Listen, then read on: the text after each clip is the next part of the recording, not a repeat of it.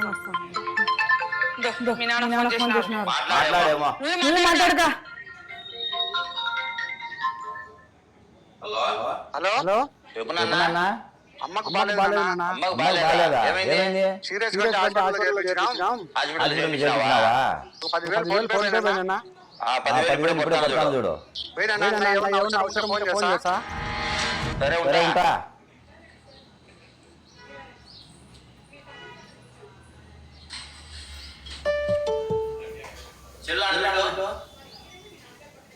ఏమంటావు నాకు? మా అమ్మకి ఆరోగ్యం బాగాలేదంట, 10,000 లెక్క కొట్టమన్నాడు. కొట్టినాలే. మీ అమ్మ నాన్న ఎప్పుడు పనులు పోతారు కదా, లెక్క ఎప్పుడు ఉంటుంది కదా వాళ్ళ దగ్గర, ఎప్పుడు నేనే అడగాలా?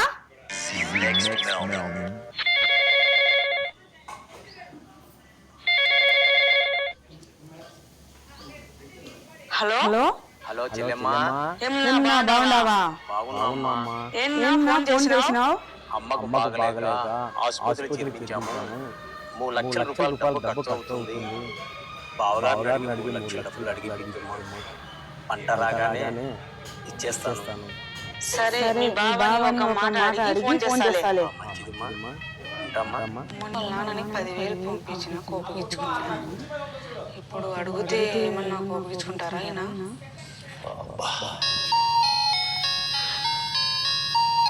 సరే ఇరా టీ తీసుకోరా.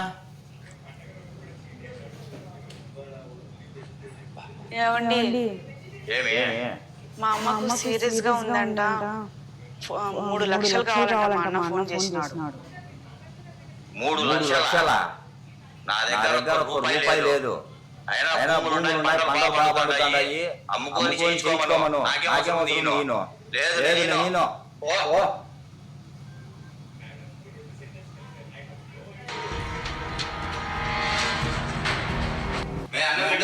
పెట్టుకొని తినండి.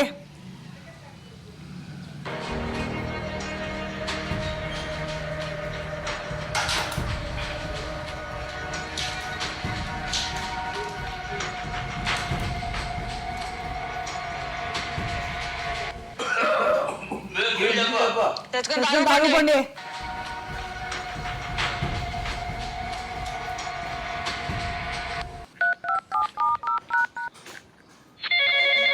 చేస్తున్నాడు, ఏం చెప్పాలో ఏమో.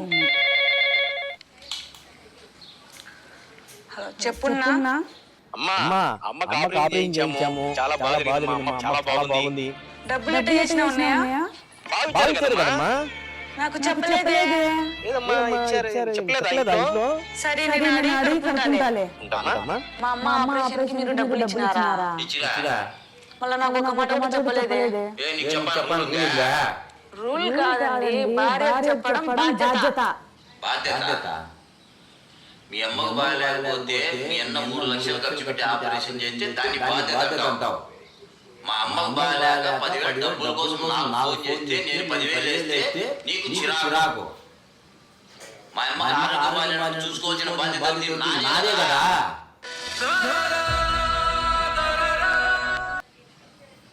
నీ ఇంటి వరకు వచ్చే బాధ్యత, నా వాళ్ళ దగ్గరికి వచ్చే బాధ్యత కాదా?